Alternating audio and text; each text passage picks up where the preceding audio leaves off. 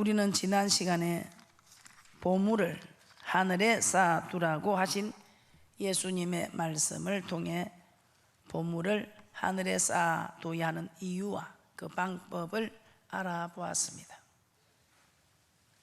보물을 하늘에 쌓아둘 때 그 보물은 영원히 나의 것이 된다고 하였습니다. 또 보물을 하늘에 쌓아두었을 때에 천국에 소망이 생긴다고 하였습니다. 그리고 보물을 하늘에 쌓아두었을 때에 행실이 깨끗해진다고 말씀하셨습니다. 그래서 보물을 하늘에 쌓아두는 것은 하나님을 위하는 것도 아니요, 교회를 위하는 것도 아니요, 바로 나 자신을 위한 것이라는 것을 말씀을 통해서 깨닫게 되었습니다. 오늘 이 시간에는 마태복음 7장 1절에서 5절 말씀을 통해서 말씀의 제목은 내 눈 속에서 들보를 빼어라, 내 눈 속에서 들보를 빼어라는 제목으로 함께 말씀을 나눠보도록 하겠습니다. 자, 먼저 오늘 이 말씀에서 우리는 깨달아야 할 것이 비판하지 말라는 것입니다. 사람들은 남을 비판하기를 좋아합니다. 그 중에서도 좀 더 좋아하는 사람이 있고 좀 덜하는 사람이 있을 뿐입니다. 모두가 다 비판받기보다는 비판하기를 좋아하는 것 같습니다. 오늘 이 시간에 저와 여러분들 중에서 비판받기를 좋아하는 사람 아무도 없는 줄 압니다. 남에게서 비판받기는 싫어하면서 왜 그렇게 비판하기는 즐거워하는지.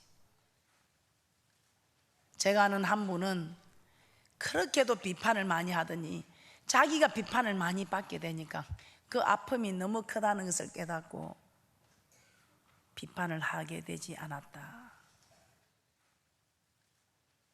여러분들도 비판을 받아보고 이렇게 아픈 것이구나, 괴로운 것이구나 하고 비판을 하지 않으시렵니까? 누구든지 비판은 이거는 받아보지 않아도 너무너무 힘들고 어렵고 싫은 것인 거 잘 압니다. 그런데 왜 비판하는 것일까요? 오늘 여러분들은 말씀을 지식으로 아는 것이 아니라 오늘 이 말씀을 마음판에 잘 새겨서 왜 비판하지 않아야 하는가를 말씀을 통해서 깨닫는 은혜와 축복이 있을 줄 믿습니다. 예수님은 오늘 본문을 통해서 비판하지 말라고 하십니다. 왜 비판하지 말라고 하실까요? 첫째, 비판을 하면 비판을 받기 때문입니다. 비판을 하면 비판을 받게 되어 있습니다. 심은 대로 거두게 하시는 하나님께서 우리가 대접한 만큼 우리 하나님께서는 우리에게 대접하시겠다고 말씀하셨습니다. 마태복음 7장 1절에서 2절 말씀을 합독하도록 하겠습니다. 시작. 비판을 받지 아니하려거든 비판하지 말라. 너희의 비판하는 그 비판으로 너희가 비판을 받을 것이요 너희 헤아리는 그 헤아림으로 너희가 헤아림을 받을 것이니라. 즉 내가 비판하면 비판하는 대로 나도 비판을 받게 된다는 것입니다. 남을 작게 비판하면 작게 비판을 받게 될 것이요 크게 비판하면 크게 비판을 받을 것이다 이 말입니다. 그러므로 비판을 받기 싫으신 분들은 비판하지 말아야 합니다. 목사님 나는 비판하지 않았는데도 비판을 받고 있습니다. 그런 분들은 말씀대로 살고 있는데 내가 비판을 하지 않는데 비판을 받을 때는 하나님께 조용히 기도하고 있으면 우리 하나님께서 대적이 되어줄 것입니다. 여러분을 비판하는 그 비판자의 우리 하나님께서 대적이 되어주시는, 여러분이 말씀대로 살았는데 나는 왜 이렇게 비판하지 않았는데 비판을 받습니까? 그럴 때는 참고 계시면 여러분에게 좋은 일이 있으리라, 많이 있으리라, 좋은 일이 있으리라, 크게 있으리라. 그래서 오늘 우리는 이 말씀을 통해서 비판받지 않고 싶은 분들은 이후로는 비판하지 않는 분들이 되시기를 주님의 이름으로 부탁을 드립니다. 자, 누가복음 6장 37절에서 38절을 한번 보겠습니다. 비판을 받지 않고 싶으면 비판하지 않으면 되고, 정죄받고 싶지 않으면 정죄하지 않으면 됩니다. 용서받고 싶으면 용서해 주면 되고, 넘치도록 받고 싶으면 주면 됩니다. 누가복음 6장 37절에서 38절입니다. 시작. 비판치 말라, 그리하면 너희가 비판을 받지 않을 것이요, 정죄하지 말라, 그리하면 너희가 정죄를 받지 않을 것이요, 용서하라, 그리하면 너희가 용서를 받을 것이요, 주라, 그리하면 너희에게 줄 것이니 곧 후이되어 누르고 흔들어 넘치도록 하여 너희에게 안겨주리라. 너희 헤아리는 그 헤아림으로 너희도 헤아림을 도로 받을 것이니라. 이처럼 우리가 주는 대로 받는 것입니다. 비판을 주면 비판을 받고, 정죄를 주면 정죄를 받고, 미움을 주면 미움을 받고, 도움을 주면 도움을 받고, 기도를 주면 기도를 받게 되는. 여러분은 이웃에게 무엇을 주고 있습니까?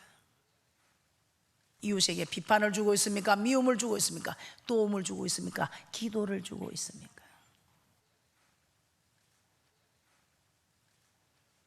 여러분이 준 만큼 되돌려 준다는 사실을 깨달으시고, 여러분이 남을 도와주고 기도로 도와주고 말 한마디라도 도와주는, 그래야 여러분을 도와주는 말, 여러분을 도와주는 기도, 도와주는 손길들이 될 수 있도록 여러분들은 좋은 것을 주는 분들이 되시기를, 그래야 좋은 것을 되돌려 받는 그런 축복자들이 되시기를 주님의 이름으로 부탁을 드립니다.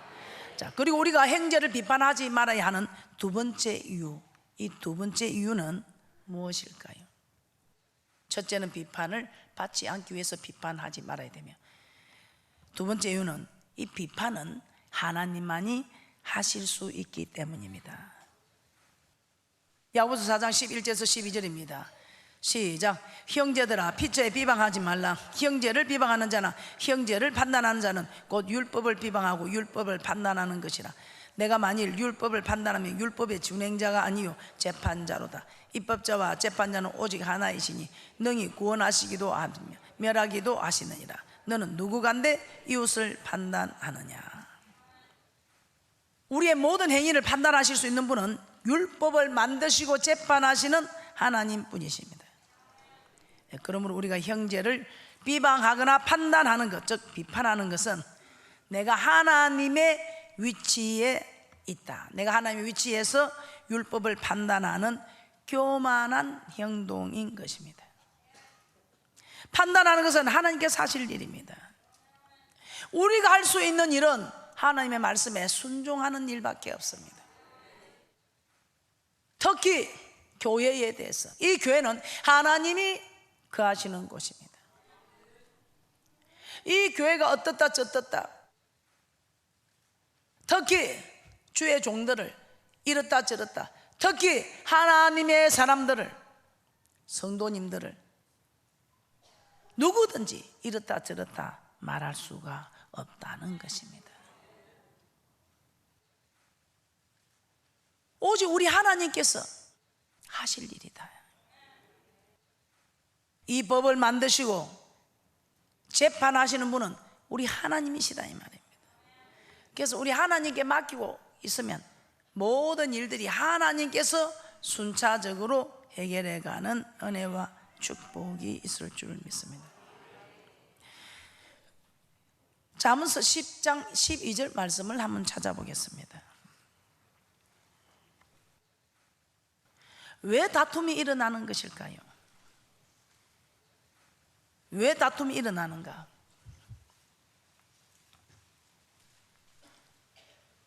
어쩌다 보니까 우리가 말이 오고 가는데 실수가 있을 수 있지요. 그 실수 있는 거 거저두면 우리 하나님께서 정리합니다. 그런데 그런 말을 듣고 딱 미워하는 마음이 생기면 괘씸하고 괘씸죄에 걸리고 그냥 가만 안 두고 싶죠. 그런 미움이 생기면 다투게 된다고 말씀하고 있습니다. 잠언서 10장 12절입니다. 시작.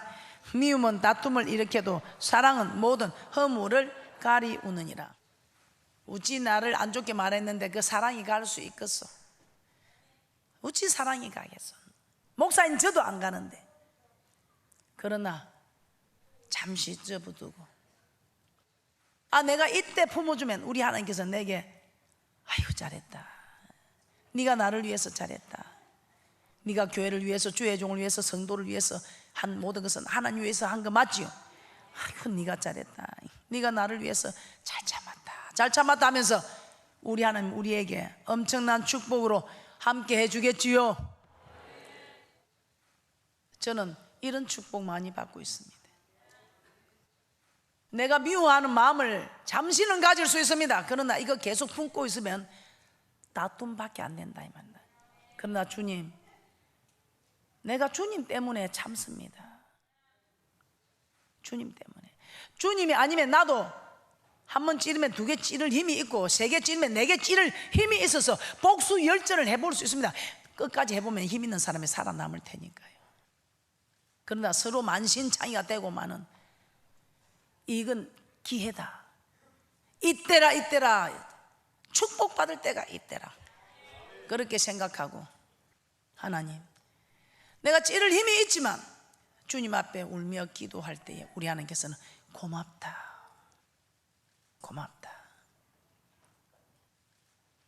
네가 교회를 위해서, 주의 종들을 위해서, 성도들을 위해서, 아니 네 자신을 위해서 잘했다 하면서 우리 하나님께서 축복으로 갚아주시겠지요. 나는 뭐 돈이 없어서, 뭐 나는 실력이 없어서, 믿음이 없어서 되는 게 없다고 이렇게 말하시는 분들이 혹시 계시면, 이게 돈으로 되는 겁니까? 이게 실력으로 되는 겁니까? 이게 믿음으로 되는 겁니까? 내가 좀 마음 아파도, 내가 하나 찌르는 받아서 일이 아픈데 내가 두 개 찌르면 저 사람 값을은 아프겠지 하고, 그냥 우리 찔림을 받읍시다. 한 개 찔림을 받은 그 고통, 우리 하나님께서는 한 개 찔림의 그 고통을 가지고 우리가 무슨 축복을 그런 고통을 참았다고 무슨 축복이 오겠습니까? 그러나 그런 찔림을 받고 있을 때 우리 하나님이 주시는 축복은 엄청나지요. 잠언 17장 9절입니다. 그래서 우리는 성경을 보면 복받을 것이 엄청나게 널려 있습니다. 오늘 이 시간에 우리는 힘이 없는 사람도 복을 받을 수 있는 일입니다. 오늘 이런 자리에서 이런 힘이 없어서 이렇게 당하는 사람이 있다면 그래도 그 자리에서 당하고 계시기 바랍니다. 이때라 기회는 이때라, 내가 복받을 기회라. 힘이 있는 사람이 참아도 복을 받는데 힘이 없는 사람은 아무것도 할 수 없는 이때에, 이 말씀대로 지키는 이 사람이 가장 힘 있는 사람이 될 수 있는 하나님이 기회를 주셔서, 나의 힘이 되신 여호와여, 우리 하나님이 우리에게 힘이 되어 주신다 이 말이에요. 잠언 17장 9절입니다. 시작. 허물을 덮어주는 자는 사랑을 구하는 자요, 그것을 거듭 말하는 자는 지난 것을 이간하는 자니라.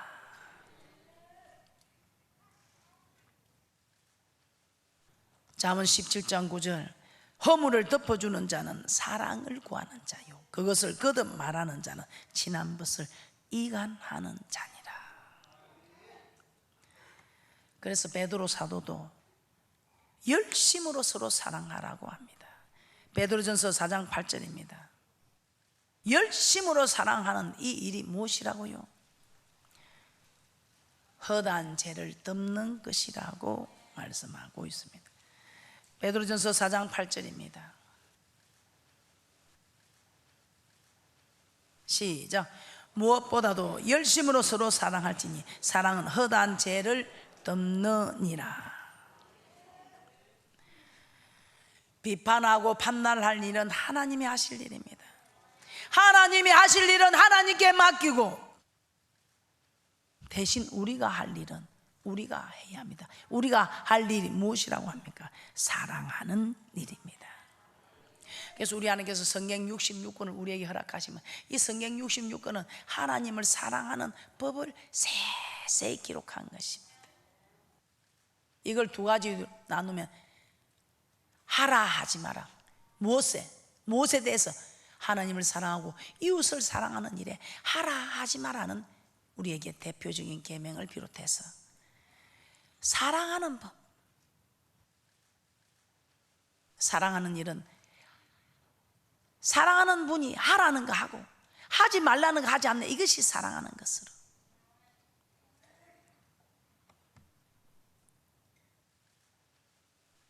형제의 잘못과 허물을 보고 비판하고 판단하여 하나님과 같은 위치에 앉는 교만한 자가 되지 않고 하나님의 말씀에 순종하는 복된 자가 되셔서 오늘 하나님께서 친히 강림하셔서 우리에게 허락하시는 이 놀라운 축복들을 다 받아 누리시기를 주님의 이름으로 부탁합니다.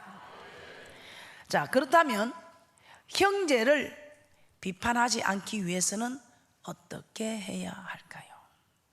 형제를 비판하지 않기 위해서는 어떻게 해야 할까? 먼저 내 눈 속에 있는 뜰보를 깨달으라고 말씀하고 있습니다. 마태복음 7장 3절 다시 한번 보겠습니다. 예수님이 비판하지 말라고 하신 후 어찌하여 형제의 눈 속에 있는 티는 보면서 자기 눈 속에 있는 뜰보는 깨닫지 못하느냐, 그렇게 말씀하셨습니다. 마태복음 7장 3절입니다. 시작. 어찌하여 형제의 눈 속에 있는 티는 보고 내 눈 속에 있는 뜰보는 깨닫지 못하느냐. 뜰보는 집을 지을 때 쓰는 나무 기둥입니다. 형제의 눈 속에 티가 보인다면 내 눈 속에는 뜰보가 있다고 합니다. 그래서 형제에게 보이는 죄와 허물보다 내게 있는 죄와 허물이 훨씬 더 크다는 말입니다. 남의 눈 속에, 형제의 눈 속에 있는 티는 보면서 자신에게 있는 뜰보는 깨닫지 못한다. 요한복음 8장에 보면 서기관들과 바리새인들이 간음 중에 잡힌 여자를 끌고 와서 예수님께 모세는 이러한 여자를 돌로 치라 명하였거니와 선생은 어떻게 말하겠나이까 하고 여쭈었습니다. 그래서 예수님은 무엇이라고 했습니까? 요한복음 8장 7절에서 9절입니다. 요한복음 8장 7절에서 9절입니다. 시작. 저희가 묻기를 마지 아니하는지라 이에 일어나 가라사대 너희 중에 죄 없는 자가 먼저 돌로 치라 하시고 다시 몸을 굽히사 손가락으로 땅에 쓰시니 저희가 이 말씀을 듣고 양심의 가책을 받아 어른으로 시작하여 젊은이까지 하나씩 나가고 오직 예수와 그 가운데 섰는 여자만 남았더라. 서기관들과 바리새인들은 여자의 죄는 발견하였으면서도 자신들에게 있는 죄는 깨닫지 못하였던 것입니다. 예수님은 서기관들과 바리새인들에게 그들의 죄를 깨닫게 하셨습니다. 그러자 여자를 정죄하던 모든 사람들이 다 떠났다고 합니다. 이 말은 자신에게도 죄가 있다는 것을 알게 되자 여자를 비판하고 정죄할 수 없었던 것입니다. 그러므로 형제의 허물과 죄가 보이면 나에게도 동일한 죄와 허물이 있을 수 있다는 것을 알아야 합니다. 사도 바울은 로마서 2장 1절에서 3절에 이렇게 말씀하고 있습니다. 남을 판단하는 것으로 너도 같은 일을 행하며 이런 자들은 하나님의 판단을 피할 수 없다고 하였습니다. 로마서 2장 1절에서 3절입니다. 그러므로 남을 판단하는 사람아 무릇 누구든지 내가 핑계치 못할 것은 남을 판단하는 것으로 내가 너를 정죄함이니 판단하는 내가 같은 일을 행함이니라. 이런 일을 행하는 자에게 하나님의 판단이 진리대로 되는 줄 우리가 아노라. 이런 일을 행하는 자를 판단하고도 같은 일을 행하는 사람아 내가 하나님의 판단을 피할 줄로 생각하느냐. 형제의 허물과 죄를 보면서 비판하는 것이 아니라 나의 허물과 죄를 깨닫는 분들이 되시기를 주님의 이름으로 부탁을 드립니다. 그래서 예수님은 제자들에게 내 눈 속에 있는 뜰보를 깨달으라 하신 후 다음에는 그 뜰보를 빼라고 하셨습니다. 마태복음 7장 4절에서 5절입니다. 내 눈 속에서 뜰보를 빼어라. 자, 보라, 내 눈 속에 들보가 있는데 어찌하여 형제에게 말하기를 나로 내 눈 속에 있는 티를 빼게 하라 하겠느냐. 외식하는 자여, 먼저 내 눈 속에서 들보를 빼어라. 그 후에야 밝히 보고 형제 눈 속에서 티를 빼리라. 자기 눈 속에 들보가 있다는 것을 깨달았으면 이제는 그 들보를 빼어야 합니다. 만일 빼지 않으면 앞을 제대로 볼 수 없습니다. 앞을 제대로 볼 수 없는데 내 눈에 들보가 있는데 남의 눈에 티를 어떻게 뺄 수 있겠습니까? 그래서 이 말은 우리 눈에 다 들보가 있다 이 말입니다. 비판하면 애보지 않는 사람이 어디 있겠어요? 죄 짓지 않는 사람이 어디 있겠어요? 다 들보가 있는 사람인데, 이 말은 네 들보를 빼고 눈에 티를 빼라 이 말은, 눈에 들보가 가로막혀 있는데 남의 눈에 티 보이지 않는다 이 말입니다. 이 말은 남의 죄 비판할 수 없다 이 말입니다. 네가 꼭 비판하면 네 들보부터 빼어라. 이 들보가 자기 힘으로 되겠습니까? 그래서 우리는 기도하는 것입니다. 이 들보를 빼고 남의 눈을 티를 빼는 자가 되어야 되는데 그렇게 할 자가 누가 있겠습니까? 그리고 이 들보를 빼는 일이 우리 힘으로는 정말 어려운 일입니다.